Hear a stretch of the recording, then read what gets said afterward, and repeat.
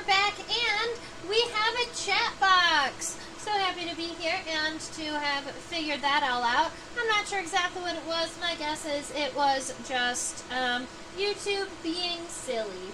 So I've been going back and forth between two different flying insects that I thought we might draw today. This one that's underneath my microscope right now is called a Longhorn bee. So it gets that name because it is a bee, but it also has those really nice long antennae. The other insect I was considering is this one here. It's a bombolid, which is not actually a bee. This is a bee fly. It's got this really long kind of mouth part here that I think is kind of cute. Normally, bee flies are incredibly fluffy little flies, but a lot of times after they pass, they are not as fluffy. So it looks a little bit thinner. Hey Deb, I see your messages. Yay! Very good, very good. So this is a bee fly. It's not as fluffy, but while it's pinned, but when it was alive, it was just like the fluffiest little ball of fluff that could have fluffed. All right, they're really adorable. In this case, he's got this really nifty head here. It is actually kind of turned sideways, so the top of the head is kind of pointing towards us in this image. Let me go ahead and get us focused a little bit better on the head. But that nice long mouth part is unique for the bombolid or a bee fly. Or we've got this guy here. That's the longhorned bee. And honestly, I'm kind of feeling the longhorned bee. He's really nice and fluffy. He's got these really cute long antennae. So let's go ahead and do the longhorned bee. We'll do the bombolid another time. So now all I have to do is I want to make sure I'm as far zoomed out as possible for our first view of our bee here. Plus, that is the way that I have the ability to measure our bees. Only if my microscope is at its lowest zoom. All right. So let's go over to the microscope and get ourselves a measurement in centimeters. From the front of the head to the back of the abdomen, our longhorned bee is 0.8 centimeters long. So way up here, longhorned bee, 0.8 centimeters. From the front of the head to the back of the abdomen. This specimen was collected in 2024 at Mary's Peak in Oregon. So that's a little bit of information for your journal if you are keeping track of that. Let's see, what else can we look at? I do know that there are going to be a whole lot of names for different mouth parts down in this region. This bee has some really intense mouth parts. And so I think during this class I'm going to be going back and forth just a little bit and looking up a couple of the names of these parts. I believe that the one in the center is the glossa and the one on the outsides are the paraglossa, but I will double check that for us before we get there. Longhorned bees are in the same family as, taxonomically, they're going to be in the same family as a bumblebee or as a honeybee. Those are in the family Apidae. Now, right, so that's where we are, just kind of like a lot of the really common kinds of bees are in Apidae. Honeybees, longhorn bees, bumblebees, a lot of them. All right, but the longhorned bees are a specific tribe within that family. So you get family, subfamily, and then tribe in the insect world. And the tribe is Eucerinae. Let's see. All families end in IDAE. All subfamilies in insects end in INAE. And tribes end in INI. And I have heard people pronounce it Eucerinae and Eucerinae. But I believe there's a subfamily that's Eucerinae, that's INAE. So when there's an I like to pronounce it I.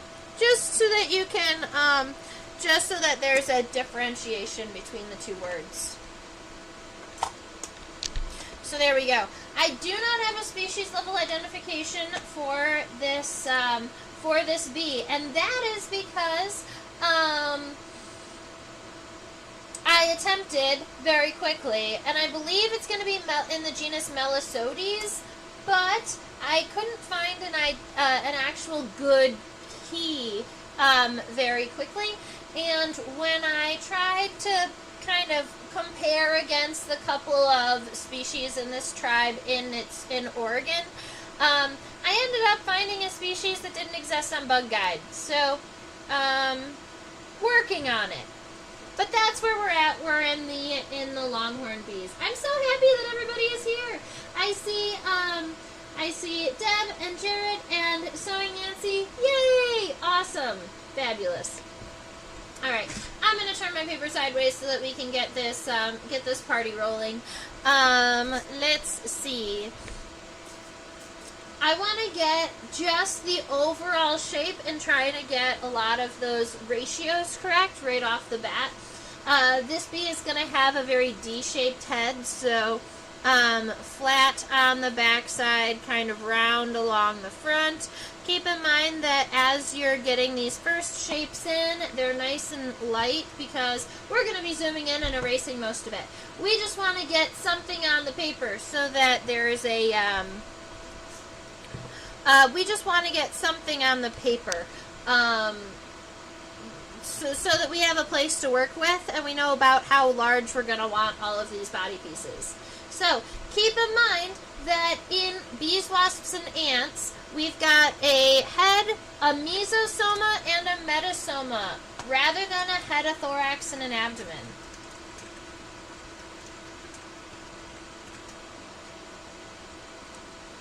Alrighty, so we've got the head here. The mesosoma is this next larger segment, so it's very rounded up here on the top. It's going to likely come down fairly straight. I'm going to angle it down off to the left just a little bit, and I'm going to lightly give it a bottom line too. There's a really good chance that this line down here on the bottom is going to be mostly fluffy hair, because we've got all of those legs there. Oh, yeah, y'all are so cute. All right.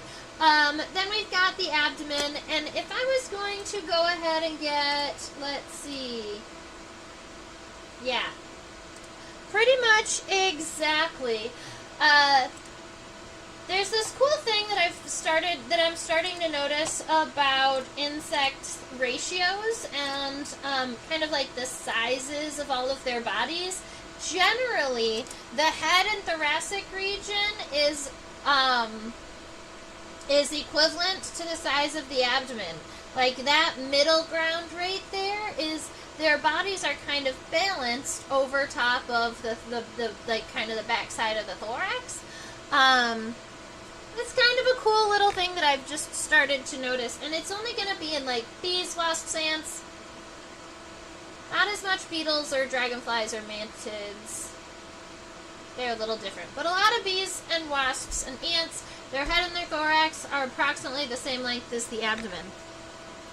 So, in apids, their metasoma is constricted at the waist. So we call this a wasp waist, even though sometimes it's found on bees. I'm going to use a cheater paper. Boop, boop, boop.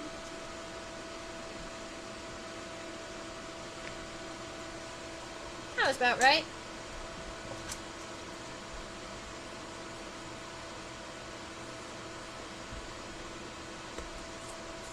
I think I want to make my abdomen should be a little bit smaller, so we're gonna try and kind of just shrink it up a little bit. There we go. Alright, so I drew my bee a little bit small today, but that's okay. He's actually a pretty tiny, cute little bee anyway. I might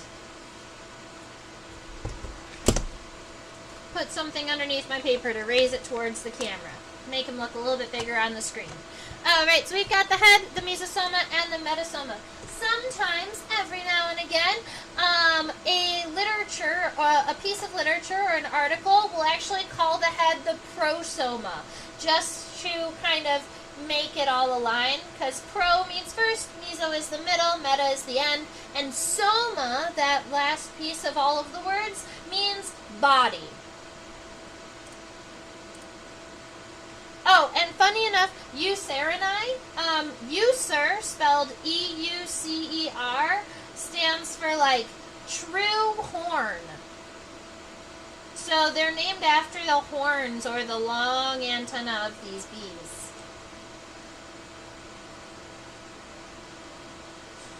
So here's something that I've been wanting to do. I haven't looked at this bee head on yet, so let's look at it head on really quick, because I'm curious about what its mandibles may or may not look like.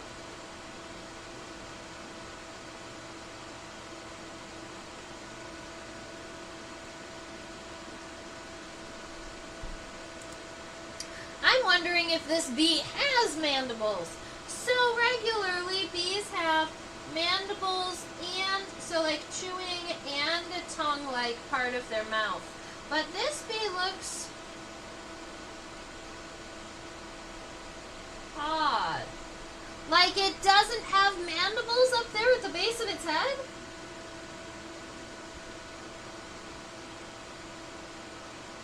Oh, there they are. He does have mandibles.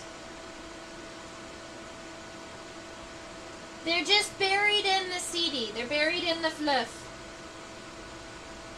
What a regal mustache. I concur. Cutie patootie right there. Okay.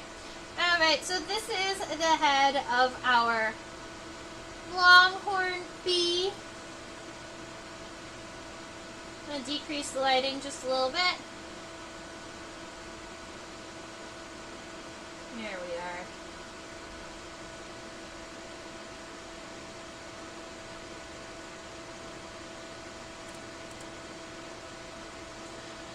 So this bee is interesting because regularly bees and wasps, most of them are going to have antenna that we call elbowed antenna, the scientific name for which would be geniculate antenna.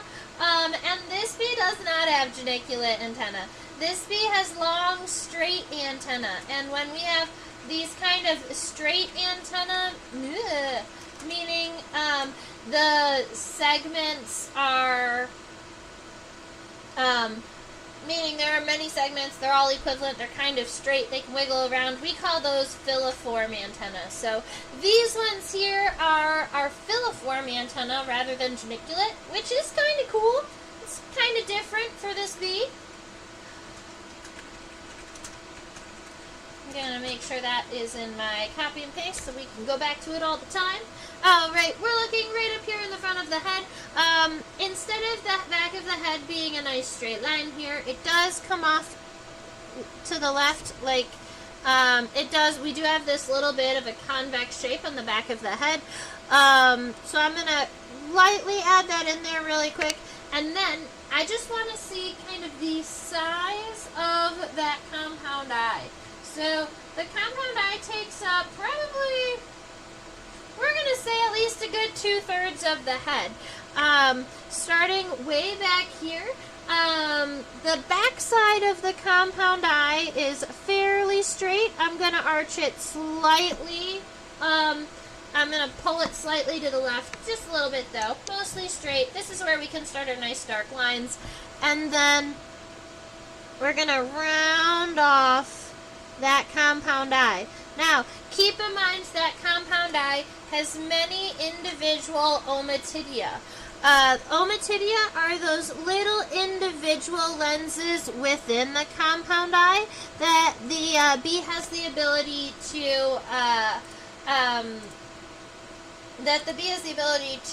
use and like smash them all together into one really nifty little image. Now, the compound eyes here, I know that some of us really like to see the blown up versions of the compound eyes. So this is what our compound eyes look like here. Let's see. You can see all of the little individual Ommatidia decently right about there. That's the bee's eye. Cool. Something nifty about bees is that generally they can see ultraviolet light. They can see UV light. That gives them the ability to see something that we call nectar guides. The flowers reflect ultraviolet light from like the center of the flower to help the bee find the nectar in the center. Super cute. Okay. Alright. So we've got that compound eye up there in the front. I'm noticing that from this angle here, there's a lot more back of the head than front of the head. So I'm going to be fixing this just a little bit. Also, the compound eye goes all the way up to the top of the head. So from here, I'm just going to be pulling my bee down just a little bit. Let's see. I want to get the back of the head kind of sketched out, so starting from the top of that compound eye and working my way back, just making sure that I've got enough of that space behind it. Now in front of it, I'm definitely going to have to change that too. We're making the head a little smaller. Sorry about that, ladies and gentlemen. So, right about here in that middle portion of our compound eye, I'm going to be bringing it down primarily straight right here. Like rounded a little bit, mostly straight. Alright, right about like that. Now, that portion right here, that's going to be the end of what we would consider the clypeus. The clypeus is spelled like this. And it's going to be the portion of the head that all of the mouth parts are going to start connecting to. So the clypeus is where the labrum, or the upper lip, is connected to. Also in this bee, it looks like, when we were looking at it from the front, I could see it. The clypeus almost looks like a little shelf here. There is a lot of hair to kind of cover that up, but there is this cute little shelf here. Love it. Now, the up here in the front of the head, right above the shelf, we get those antennae. Just for those of you who aren't aware, scape, pedicel, and then flagellum. So these are the segments of our insect's antenna. The first one is the scape. It's right here. It's very rectangular, kind of wide, sort of like that. That's our scape. The pedicel is a little bit narrower. Looks almost like a little flat, kind of pancakey shape. That's the pedicel, the second segment. The remainder segments of the antenna are the flagellum. And I count 1, 2, 3, 4, 5, 6, 7, 8, 9, 10. 10, possibly. Let me count again. 1, 2, 3, 4, 5, 6, 7, 8, 9, 10. Alright, I count an additional 10 segments for this bee here. But I also would like to zoom out a little bit to get the length. So I'm just going to write this note for myself, 10 antenna segments here, and we'll come back to that. Alright, I do want to zoom in right here on the bottom of the head, just to see kind of where the mouth parts touch a little bit better. Add a little bit of light, see if we can... There we are. Okay. I agree with Jared. He has a really cute, she has a really cute mustache. This might be a weird question, but what if part of one eye gets damaged? Do the other lenses fill in, or is there a gap, and what can the bee see? Ooh, that's a fun question. I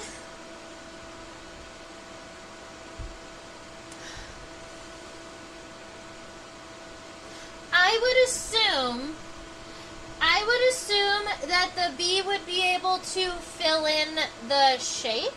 The thing with the compound eyes is I don't know if we know if they do take all of those lenses and push them into one kind of blurry image like we see, or if they're seeing hundreds of little images, like walking into Kmart and seeing all of the TVs turned on. Kmart. Oh my goodness, I just dated myself. Any other electronics store. And you see all of those TVs turned on. So if it was a kind of a mishmash of all of the images, I would assume that they would fill in that gap, or there would be just a slightly blurry location in it. But if they're watching individual lenses, I would assume that one TV just goes out. Oh, right underneath the compound eye. That is right here. You can see this shape comes around underneath the compound eye and then comes down to this triangle. That is the mandible. All right. So on our drawing here, that would look like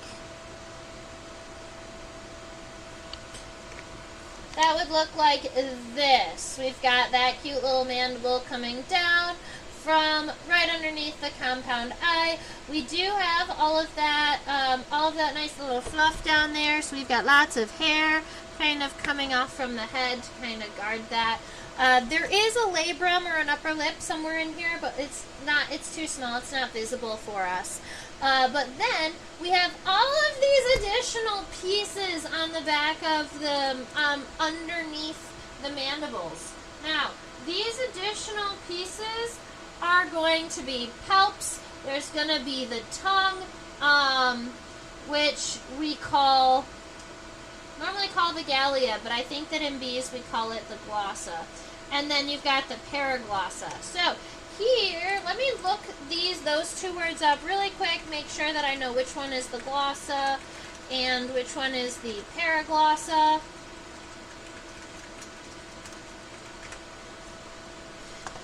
Because where I try to remember all of the terminology, sometimes these terms, sometimes the terms leave me. The gallia, the glossa is the tongue. Then we've got the labial palps and the gallia. The paraglossa are too itty bitty teeny tiny, we won't see them. Alright, perfect. We've got it all figured out now. So, here is our words. We're going to actually have 3 new words for you today that I have never used in other, I don't think that I've used these words in other live streams. I've definitely never used this word glossa before. We have the glossa, that's very, very visible. We have the gallia, that's visible. So, the glossa is this one right here, essentially the bee's tongue. When we look, if we were to zoom in, let's do it because I want to show you. If we were to zoom in right here at the base of this tongue, you're going to see all of these little hairs. This is going to help with the uptake of liquids. Alright, so right there, that's the glossa. It's ba-doop, just like that. There are lots of segments in it. It helps make it be able to bend and move, just like a tongue should be able to reach out and move and things. Then, these 2 pieces up here closer to the front, sorry, they just went out of focus. These 2 pieces here, those are the gallia. So the gallia are generally the kind of the protective sheath of the glossa, at least in bees. So those are on the outsides of the glossa, kind of helping protect all of these nice fine hairs in here. Then the only other thing that we see are the labial palps. This really long piece here, and if we zoom in, there's actually additional segments here too. These are the labial palps, or what I like to lovingly call mouth fingers, right? A lot of times in the beetles, the palps are used to help push food into their mouth. In the bees, I'm honestly not exactly sure what the function is of these, but I do know that they are elongated, and they've got little segments on the bottom of them.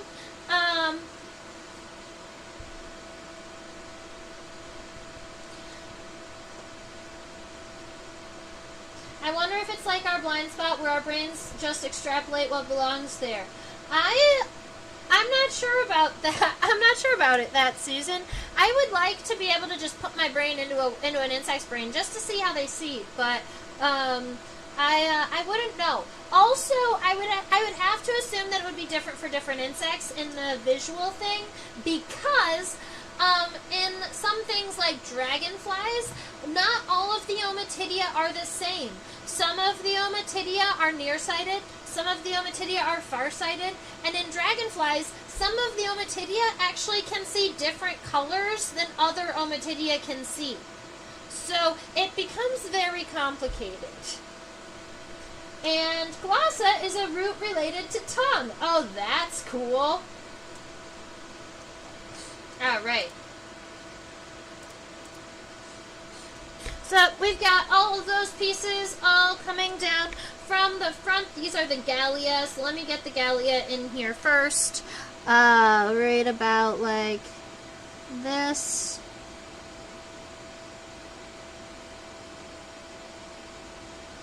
Alright, so we've got those gallia coming down up from the, we've got those gallia coming down right underneath the mandibles, kind of wider at the base, narrower at the tips.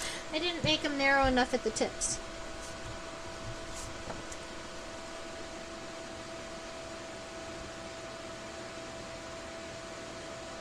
Alright, so we've got those gallia up there in the front. Curling backwards, that's that glossa, so I want to get that guy in, kind of, oops, pencil broke. Curling backwards, with all those cute little hairs on the base of its tongue. That one right there is the glossa, and then you get those labial palps. Now, one of the characteristics to identify apids is the fact that their labial palps, the first two segments of their labial palps are greatly extended. So if we look at that here, the first segment of the palp goes from here all the way to here. The second segment of the palp goes from here to here. The remaining segments of the palp, and there's going to be a number of them, are kind of normal sized segments. Those first two segments are incredibly long. Oh, there we go. And then if we zoom down, oops, zoom up. Yeah, there we go. You can see those additional two little segments at the very bottom. I was teaching this to students recently, and they kept calling those two little segments on the end of the palps the little mustache, because they kind of curl up sometimes. It looks really cute. Alright, so we've got, there's so much happening down here. It's really tricky to add all of these details kind of tiny, but we've got this additional guy here, one segment, two little segments. Alright. So, we've got a very complex mouth happening, and honestly, it's one of those mouths that I would rather kind of zoom in on and gain some additional details, where it's like the wide and then narrow gallia here, and then we've got the one segment of the labial palp, two segments of the labial palp, and then that second segment does kind of come down to a point, and the additional little segments come off of the edge kind of here.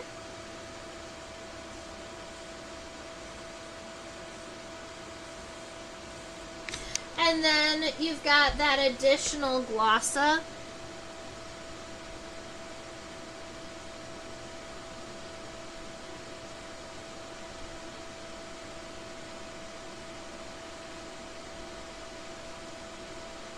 Yeah. Something like that is what I would draw, just really itty bitty teeny tiny up there. So that gives us the head of this beautiful bee. Like a glossary helps you learn a new tongue. Oh, that's so cool! I didn't know that, Susan. Thank you for sharing. Glossa and glossary. Cool. How does the glossa work? Is it a straw that sucks liquid up, or do they lap it and then bring it in the, or then bring the tip into some sort of mouth hole?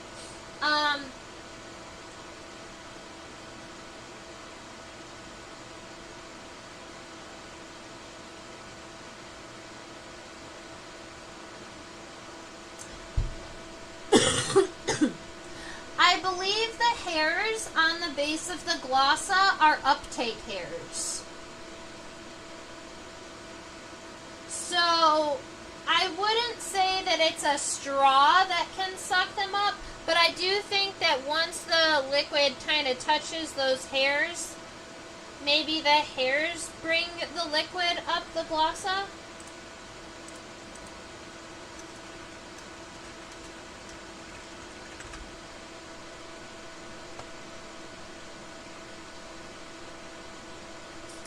Yeah. Yeah, so I guess it's kind of like a straw with the exception of it's not just one hole.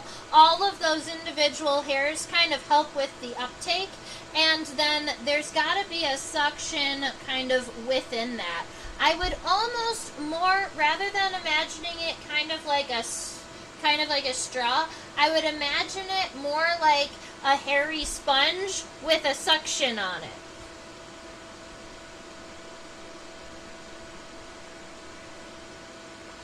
Does the liquid ride up the outside of the glossa?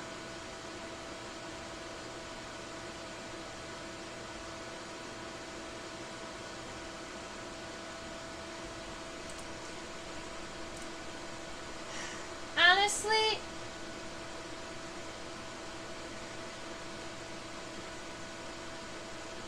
I'm not sure.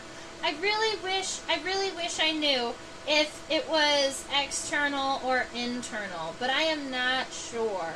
I've got the anatomy all sorted out, but I would have to find that answer. And this is one of those times where I wish Eric Eaton was here to answer our bee drinking questions. But how does the glossa work? Let me see if I can bring you an answer next week.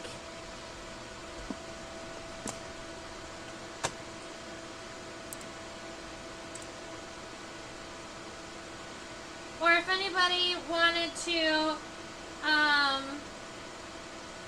if anyone wanted to look it up on Google a little bit or try and do a little bit of search, I'd love to hear it in the chat. We can make this a communal learning experience. I'm zooming all the way out because I would like to see the length of the antenna in comparison to the rest of the body so that I can get our antenna all sketched out properly.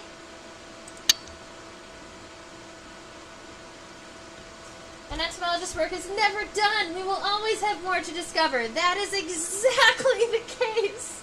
It doesn't matter how long you are studying insects. There is always more to learn. And it's one of those things that, like, you have to be okay with being like, nothing, it's not anything that's ever occurred to me before, or I'm not really sure, because bugs, they'll beat you every time. Right when you think you know everything, they're like, we're going to throw you for a loop. Our color comes from filling our elytra with liquid. Those are tortoise beetles, by the way. All right. So, I'm going to put the antenna right about there. And go up and around. I want to make my antenna kind of curl up just a little bit. So that's where I'm going. The antenna do not have a really pointed tip. They stay generally pretty, they stay fairly even all the way down the antenna. And I would not say that these antennae are particularly thin either. They have pretty stout, large antennae that make it like very obvious that they are something different. I was really excited when I saw them in the wild because I think I had heard of longhorn bees before, but I had never seen one in real life. I'd only seen them in images, and so when I saw one, I got all excited. Alright, we're dividing this into 10 segments. So 1, 2, 3, 4, 5, 6, 7, fail. That's okay. We'll try again. But I shouldn't have drawn it too dark. So dark. I'm going to have to go again. Sorry about that, ladies and gentlemen. I will do it later this time.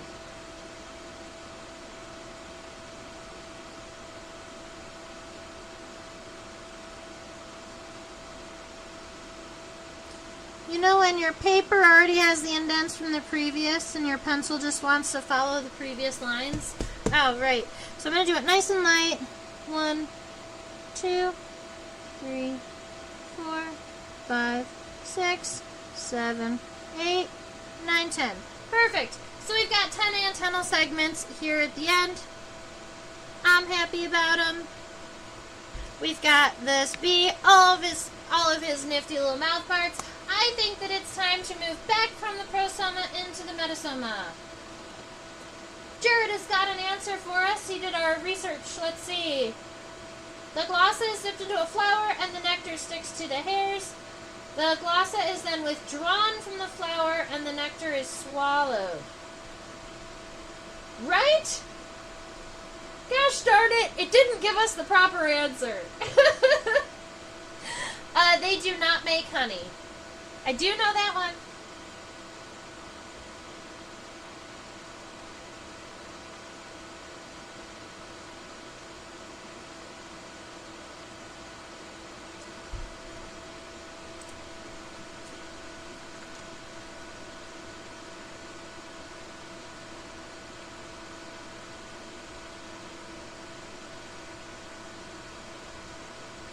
There is so much fluff on this bee here.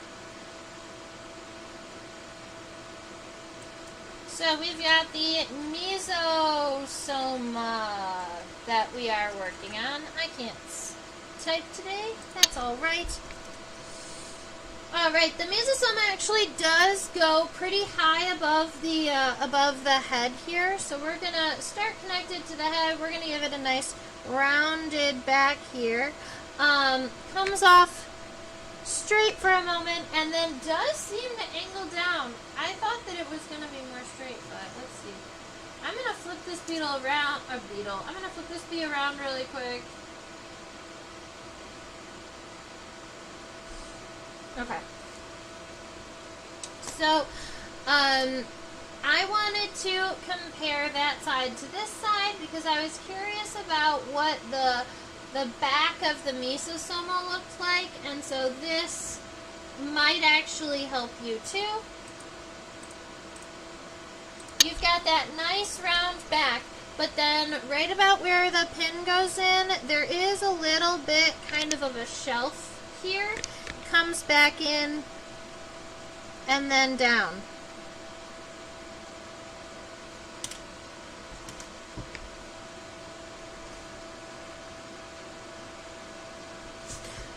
Now, if I was a betting woman, I would say that this shelf is the scutellum.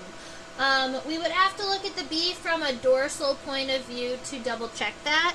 And actually, let's go ahead and do that.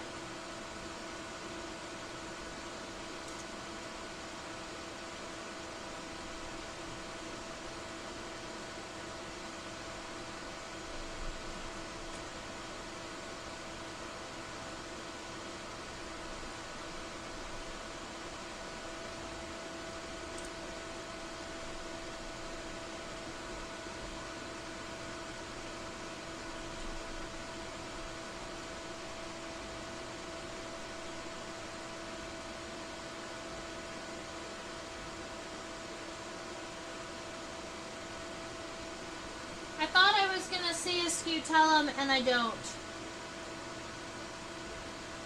Or maybe the pin is going directly through it.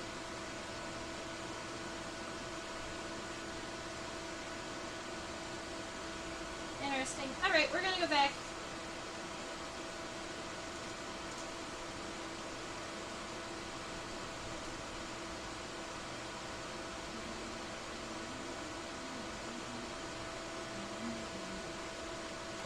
Alright, the question being, are these bees solitary or social? I believe that they're solitary. Yes. Yep, they are solitary. So they're not going to be social. They do not make honey. Sometimes because all of the longhorn bees, they all like the same location types. Because I believe they are also ground dwelling. Yeah, they burrow. So these are ground dwelling or burrowing bees, and they, even though they don't make colonies or honey and care for one another, you will see them in large groups together. Plus, oh my goodness, it's so cute, these longhorn bees, especially when it comes to the males, the males will find a place to take naps, and they take naps in groups. So you can find just like a little cluster of boy bees, all just like, and when they nap, they take their mandibles and then they grasp onto like the main vein of a leaf or the main stem of a plant, and then they just hang there. And so you can find a little cluster of like hanging, sleeping bees, and that's really adorable. Because they don't have colonies, so they don't have anywhere else to go, so the boys just sleep outside wherever they can find a place, and they cuddle with each other. I don't know. There's something very special about that.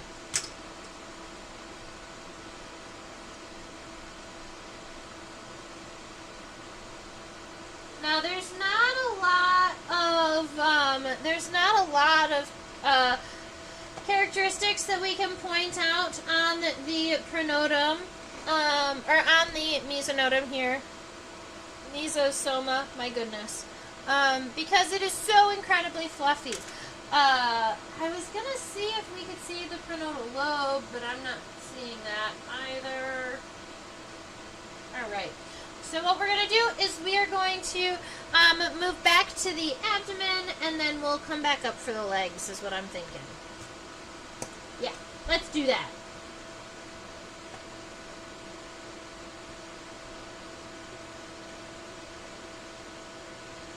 Aw, Jared, we weren't attacking you. It's just the issue with the internet. We don't get true answers ever.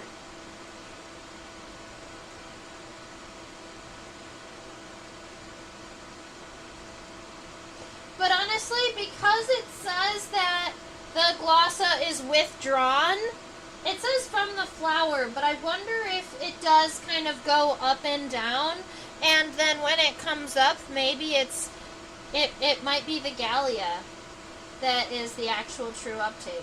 That's why we have to know more. Alright, let's count abdominal segments. So, now, instead of looking at the mesosoma, which is that middle portion, we are looking at the metasoma, which is this last portion. And why do we use the words metasoma and mesosoma instead of thorax and abdomen? Good question, I'll tell you. With a little side drawing over here, if you imagine right here, in between the mesosoma and the metasoma, there's this really silly little segment here. So let's see, we've got the mesosoma that kind of comes down. It's going to come around like this. Alright, this guy is right here, right? That's the end of the mesosoma. And then this is the metasoma. That's going to be the abdomen. I made it too angled. It's going to actually come out, what, like this? Anyway. Alright, so, this is kind of a blown in, a zoomed in image of where the mesosoma and the metasoma connect. And there is this little itty bitty teeny tiny triangular segment that is technically on the mesosoma. It's on this middle body part, and it's called the propodium, spelled like this. This is the propodium. And the silly thing about the propodium is that it is technically the first segment of the abdomen.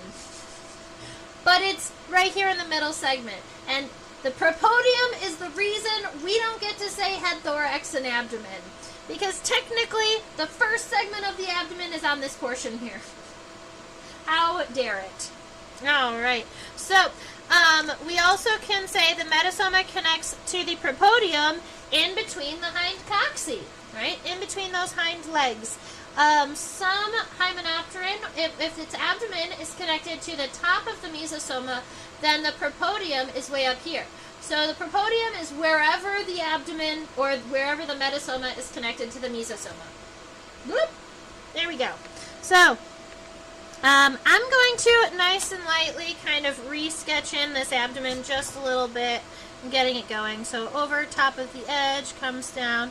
Its bee is so cute. I made him a little small, but he's small on my camera too. Okay, so we've got 1, 2, 3, 4, 5, approximately, I'm counting 6 abdominal segments. Let me count one more time. 1, 2, 3, 4, 5, 6. I count 6. Now, those little lines of white hair stripes,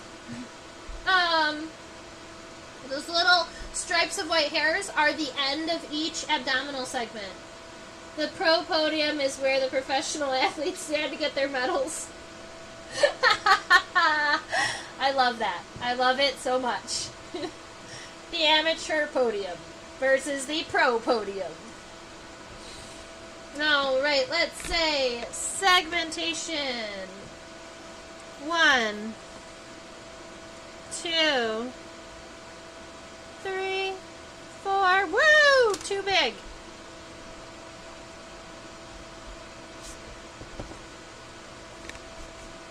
One, 2, 3, 4, 5, 6.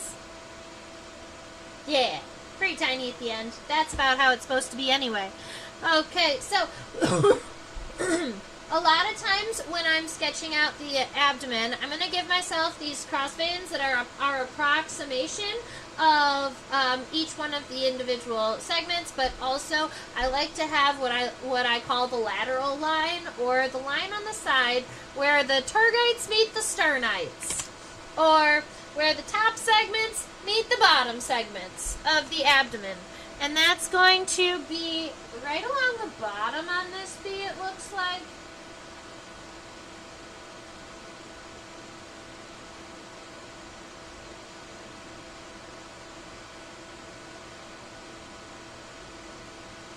Yeah, so these abdominal segments, the tergites on the top come almost all the way down to the bottom. So I'm going to draw this lateral line right here, and I'm just going to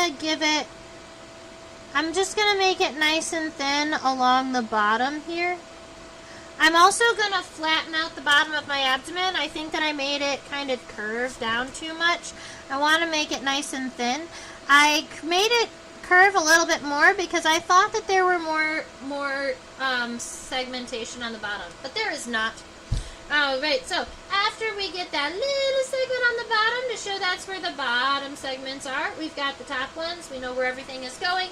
Now, when we are drawing these segments, instead of drawing the outside of the abdomen and then just subdividing it, we're going to draw each of the segments individually, so each of them gets, its own unique space. And then it also gives us the opportunity to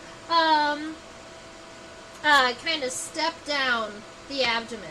So first segment is going to come up nice and strong, comes over. Now, the other fun thing is that instead of coming straight down like these do here, I kind of want to follow this line, but instead of going down, I'm going to give lots of horizontal lines, because we know at the end of each one of these segments there is a series of hair, and I think that the hair is a more is a prettier line than just a straight line down. Once you get down to that lateral line, though, what we're gonna do is take it and we're gonna curve it back. So I don't want it to be a straight line down to the bottom. I kind of want it to curve backwards. So we're going to do that one more time for this second abdominal segment, and you'll see how we do that. So we're going to come from there, and then we've got, let me erase this line for us. And I'm going to give us all of those cute little horizontal hairlines for the segments. We're going to end it right about here, and then curve that corner and follow the lateral line until you're connected to the previous one. Alright, you're also going to have all of those individual hairs that kind of disrupt that corner. And I'm okay with that, kind of having our segments on the top and the bottom, but then having the hair down the edge. I think that that makes a kind of a cool visual. Although the abdomen curves down a lot more than I gave it credit for, so I'm going to start curving my abdomen down a little bit after segment 2. So from here, I'm going to actually kind of cut it a little bit lower than I originally had planned, and then erase this line so that I can give it all of the cute little CT. S-E-T-A-E. That's how you spell hair. Insect hair, at least.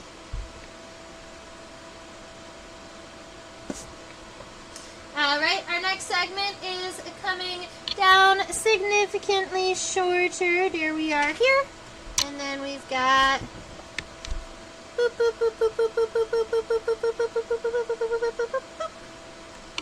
he's so cute. Alright, we have 2 more segments to worry about. One, that little one, that second to last segment, admittedly, is mostly hair. Now, the last segment is going to be more triangular and is going to take into consideration both the top and the bottom.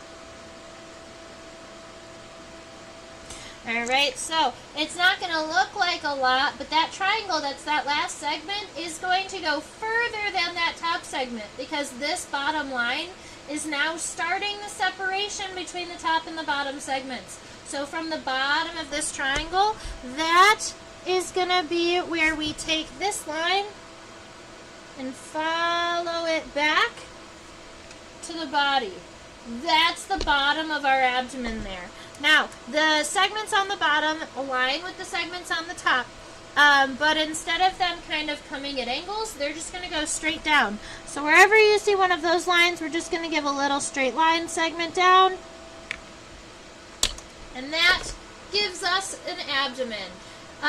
If you did want to add a little bit more of the detailing, I am seeing punctations, or these little dots on the abdomen where the CD are not. There are a good number of widely dispersed punctations.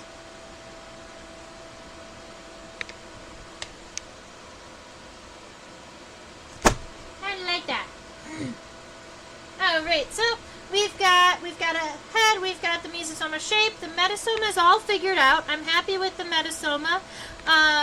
We do need the legs still, and we're going to look at the wings, I promise. It's just that the wings on this bee were so annoying to pin that they didn't come out right, and that makes me a little sad, but that's okay.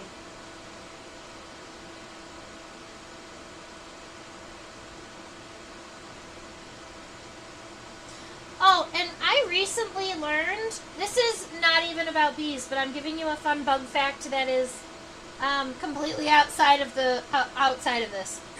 I recently learned that ichneumon wasps have a two-segmented hind trochanter.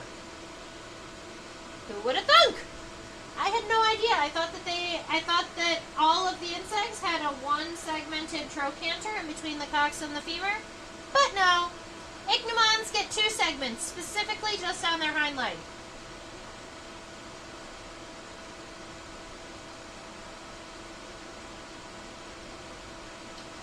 Alright, what we are doing right now is looking for a clear view of a front leg. The front leg on that side is tucked under a little bit, so now we're looking at the front leg on this side, and I think that if we look at it from this view, we should be able to see most of the segments. Oh, cool. Okay. Alright, we are looking at, this is a head-on view. You can see that front leg off to the right. There is a femur, the tibia, and the tarsal segments coming towards us. If you look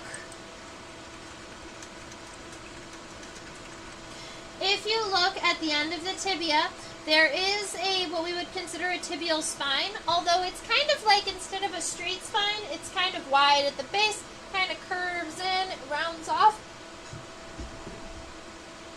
It's a comb for their antenna. Alright, it's really cute, and I'm going to have to show you, I'm going to have to get a better angle of it after. Oh my goodness. Ladies and gentlemen, you're going to learn something about me. Once I get the hiccups, they don't ever stop. That's good. Good. We should end the live stream quickly. Alright, front leg. Connected to the pronotum. Front leg is admittedly pretty short. I am going to turn this, but you guys aren't going to...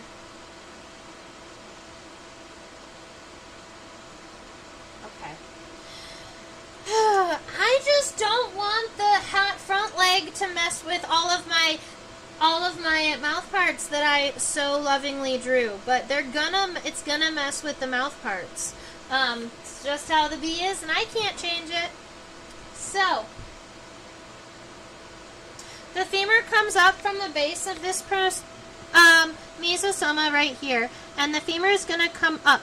And instead of messing with all of these mouth parts, I'm going to have it kind of come up right around here, and it's going to come down after the mouth part, so really it's going to disrupt the mandible, and I'm okay with that. So, the femur is coming up in this direction.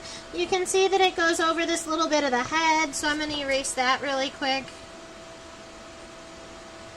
And then after the femur, I want the tibia to come down. So whatever is in front of it, which is going to be a little bit of the mandible, maybe a little bit of the compound eye, we'll draw in anything that we need to re-add.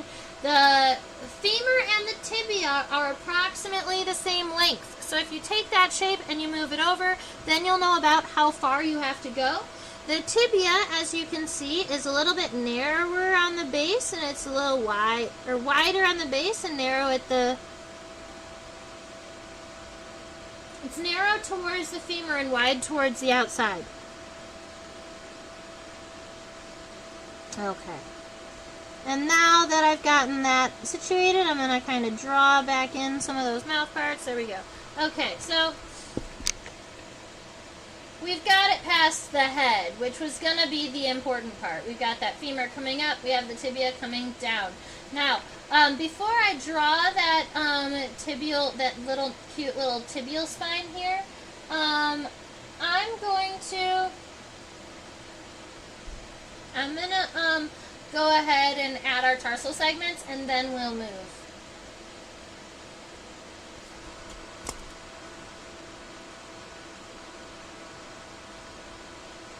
Okay, so let's see. I'm counting 1, 2, 3, 4, 5. I count 5 tarsal segments, That first tarsal segment starts here and goes all the way to here, so that's actually a pretty long one. And you'll find that in bees where they have really short tibia, they're generally going to have the first tarsal segments generally pretty long. Alright, so we got 1. The second one is rectangular and short, 2. 3 and 4 are almost rounded around the edges here. And then 5 is this one right here. It's kind of like a raindrop. There are 2 little claws at the end of it. Admittedly, the claws are a little blurry here, so they're not as easy to see. But I promise that they are there, and if you're really curious, I can try and refocus it down to see if we can find them. Alright, so first segment is longer rectangle, like right about there. Not as long as the tibia, but almost. So that's pretty good. So that's 1. 2 is about a third of that size. 3 and 4 are even smaller. 4 and 5. 3 and 4. 1, 2, 3. 3 and 4 are pretty small. And then that 5th one is that raindrop segment with the cute little claws at the end. There you go. So that's our front leg. Although now I do want to turn and show off the comb here at the end of the tibia.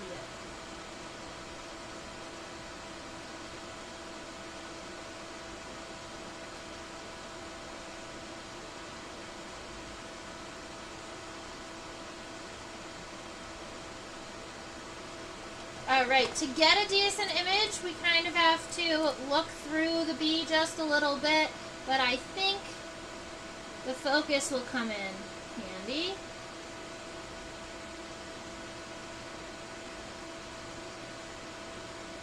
Oh, come on, friend.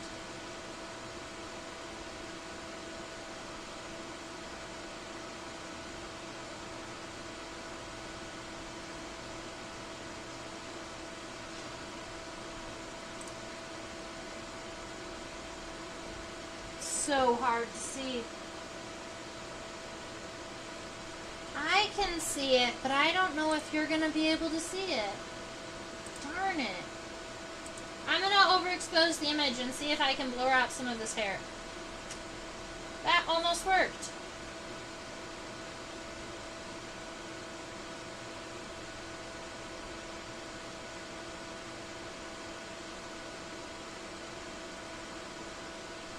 Alright, so I'm going to point out where we're looking, and then I'm going to flip this leg, and we're going to see if we can see it from the other direction.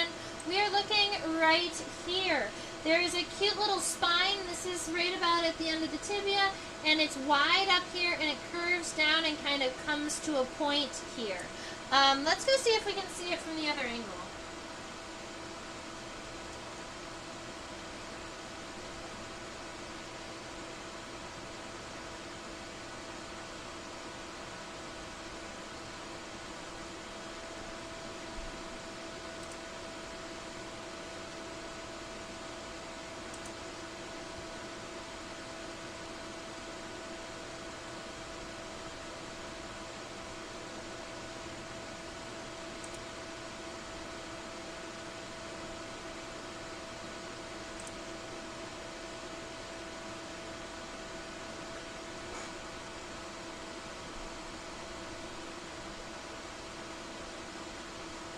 There we are. Found it. Oh, and you even get the bonus piece on there that you can see too.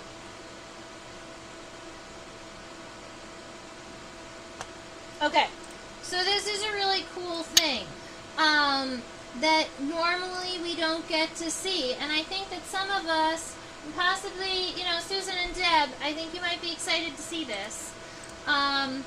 This is at the base of the tibia, and instead of the inside of the tibia kind of flaring out like this, the front piece flares out, but the back piece actually has a little bit of a divot in it. And at the beginning of that divot, there is a spur, and that spur kind of curls around like that, and then you can also see the additional piece here.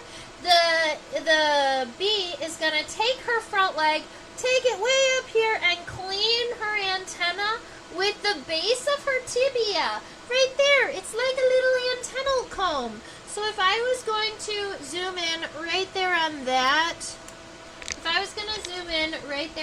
portion, it might look a little bit like this. The bottom of the tibia comes out, kind of curves in just a little bit. And then you've got, that's the top of the tibia. And then on the bottom of the tibia here, you've got this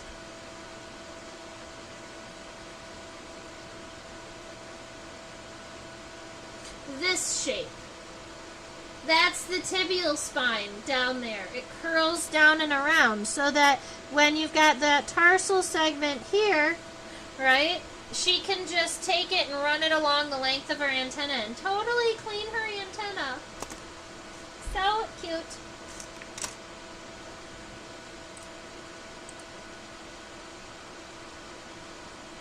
All right, back to legs.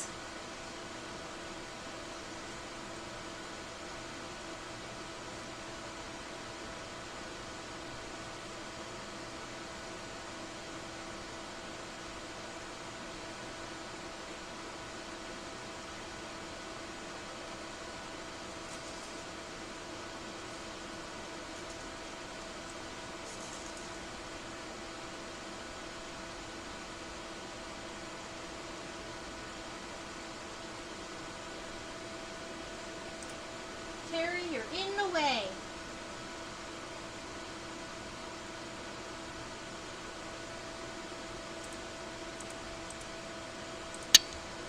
I love both the silver and the gold hairs on this bee.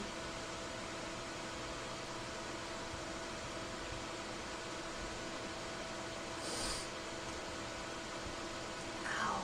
Okay. So a lot of times in bees, you've got the front leg is significantly separated from the middle and the hind legs. There's like a little bit of a space. In this bee, they are very, very equidistant from one another. So the front leg is way in the front, the back leg is way in the back, and the middle leg is actually pretty centered on the mesonotum. So I'm coming here right about to the middle of the body, and I'm going to take an oval and kind of make it forward facing. That's going to be our femur going up and forward. It's going to have to be a little bit narrower than that, I think.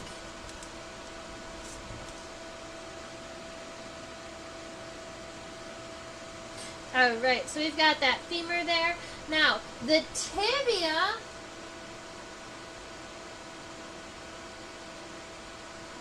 is fairly short, right? We've got this, I want it different. I don't know how I want it yet. Okay, so here's what I'm going to do instead, because I'm not happy with the placement and the width of the femur. So instead, funny enough, the tibia is going to be the one on the front anyway. So I'm going to imagine where I want my femur to end, and I'm going to draw my tibia first. So if I want my tibia to be coming off right here, then my femur coming off from the bottom and going up to the top of that tibia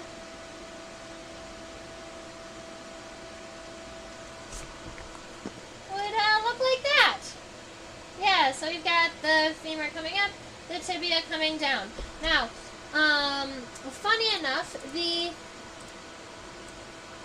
tibial segment is still kind of buried. This big fluffy segment right here is actually tarsal segment number 1.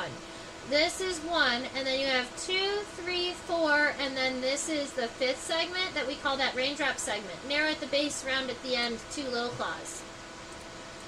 Alright, so we've got one tarsal segment that's nice and long, and that first tarsal segment is covered in hair. Alright, then you get 3 kind of subtriangular shapes that shrink after each one. And then That raindrop segment's actually about as long as the second tarsal segment. And from this view, if you were curious, I can even zoom in on these tarsal claws.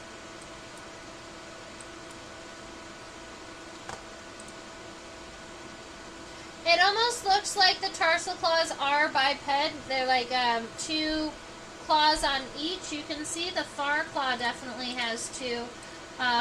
One, two. The close claw, I think it's just the angle that we're viewing it from. You can't see the second one.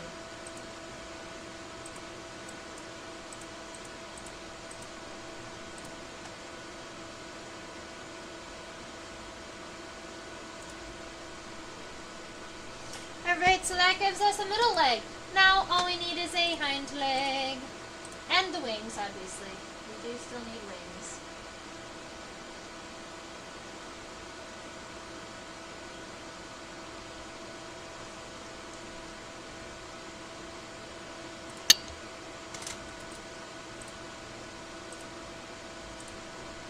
Alright, so we are looking at our hind leg here. That hind leg is connected to the base of the coccyx. Technically, it's not connected to the propodium. We've got a little triangular segment here at the base of the mesosoma. That is the propodium. It's not connected there. You have to go a little bit further, a little bit more forward. And then I'm going to do the same thing I did with this middle leg. I'm going to draw the tibia first because it gives it it's easier for me to see where the femur is going, and then I don't have to erase the femur. I think I've decided a cool thing that I do now. Alright, the tibia looks narrow at both ends this time, kind of wide in the center, so almost like an expanded little oval with two ends. Keep in mind that I want my femur to be coming up from right around here, right about here, and then I want the tibia to be kind of coming down. So I'm going to preemptively erase this stripe because I think that right in there, that's where my tibia is going to go. And so we're going to say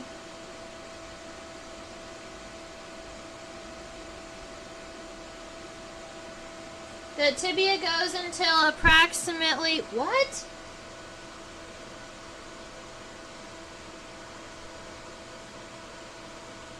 This B, the tibia seems to go as approximately the length until the second abdominal segment, which is way over here, which makes this hind leg feel very, very long. But I didn't design it. I'm just copying it. So we've got this femur coming up, and this tibia is going to come down.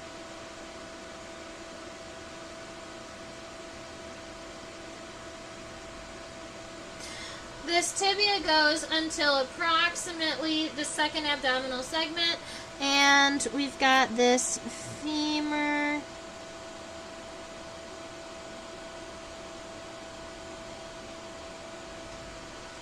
that's coming. Technically, the femur is kind of coming out towards the viewer, so it's a lot shorter, but that's okay. So we've got that femur, we have the tibia. That first tarsal segment is actually fairly long, fairly wide, covered in hairs. That would be considered your pollen basket, because even though these bees do not make honey, they still need to feed their babies pollen. So they're still out there pollinating and collecting pollen from many sources. So we've got that pollen basket there. Then we have three. Man, I need to make that segment longer too. I just keep trying to make this bee smaller than it actually is. So then we've got all of that CD here. Okay, then we've got three more triangular segments. One, that all get smaller as they go forward. 2, 3. And then the raindrop segment. And what's cool about the raindrop segment of this little bee here is that this last tarsal segment here is that it almost looks like there's cute little toe pads.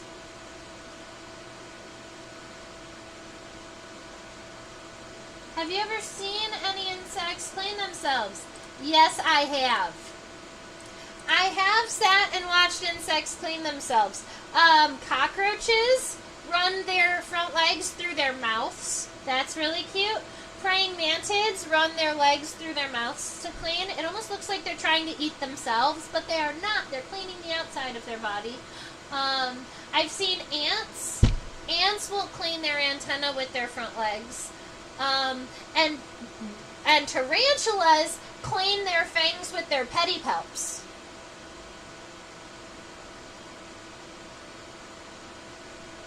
And yeah, it appears that these this final tarsal segment seems to have some additional padding on the bottom of it. I don't think that that's dirt.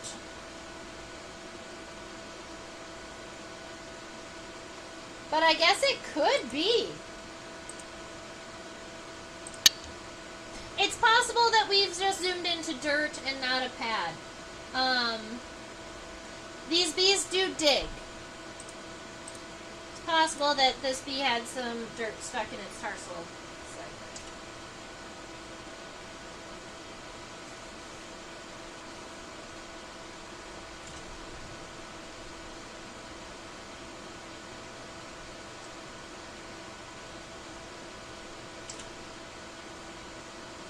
And how cute it is.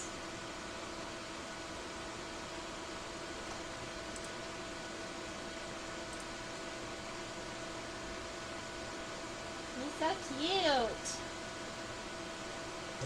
Okay, so the only thing we have left to do is draw the wings. I wanted to show you this view of our bee because I wanted you to see that the wings are not exactly placed in a natural position. Every time I tried to pull these wings back and make them look nice, they refused. And at some point, I got tired and kind of gave up. That's okay.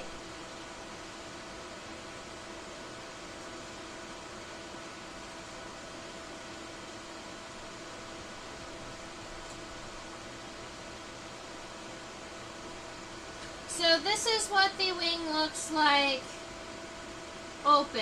This is the front wing here. Of our longhorn bee. Now, the the front wing is going to be connected right around here. We do have this thing called the tegula. Remember a couple years ago, every time I came to the word tegula, I couldn't remember what it was called. It is spelled T-E-G-U-L-A. It looks like it's like a little shoulder pad that protects the wing venation of the wing here.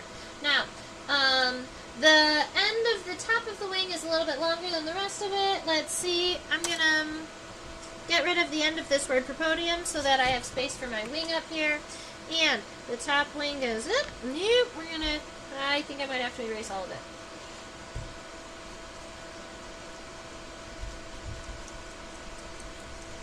And it shows me.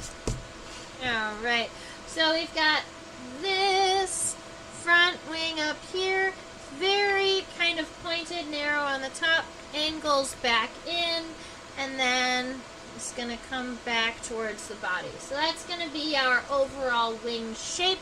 We do have this coastal cell this coastal vein that's really thick, leading edge of the wing. Right around here, there's a thickening of that. We call this the stigma, S-T-I-G-M-A. Sometimes people call it the pterostigma, which ptero just means wing. So sometimes we call it stigma, sometimes we call it the wing stigma. This next loopy kind of cell right here that kind of comes up, separates out, and then comes back is heavy on the bottom. This is the marginal. This is the marginal cell. We call it the marginal cell because it's on the edge.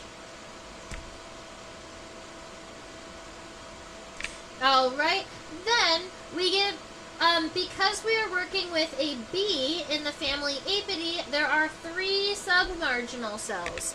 So from here, there are going to be 3 cells underneath the marginal cell that connect to it. We've got that S kind of shaped one. We've got that more square shaped one. And then we have that really kind of wide rectangle one.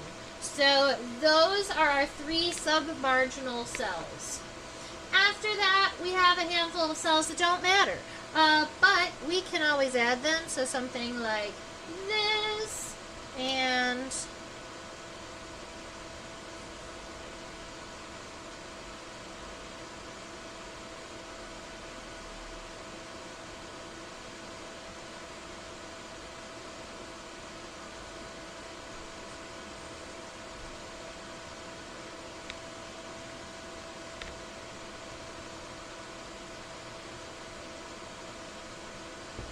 you know, the wing venation down here on the bottom doesn't matter as much as these 3 up here on the top, but I will just go ahead. I'm going to fix some of this. Let's see.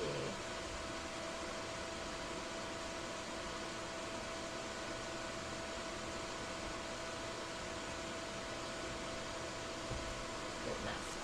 Oh, right. So, I'm happy with it. I am going to come back in and just add some of the hair or the CD onto this thoracic region. We know that the hair is kind of wildly placed on the mesosoma, so I'm just going to kind of scramble it a little bit. I just wanted it to look fluffy.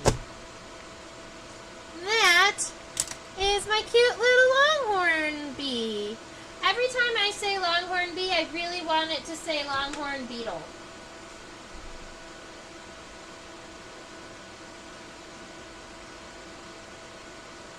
Years ago. Yeah, I guess we've been doing this for a while. You are right. I think my first live stream was in 2021. So we've been doing this for 3 years now, every Thursday night. I am so happy to have you all here. Shin guards?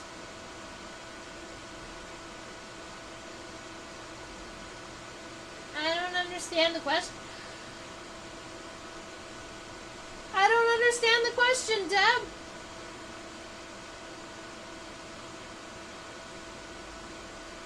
Shin guards.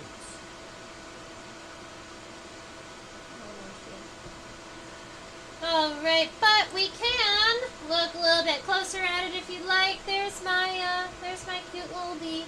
I'm gonna go ahead and continue to look up how the glossa works. I think I've got a book on, I think I'm gonna look in Eric Eaton's Sting of the Wild, not Sting of the Wild, that's the other one. I'm gonna look at Eric Eaton's wasp book and see if they describe the use of the glossa and the paraglossa in that.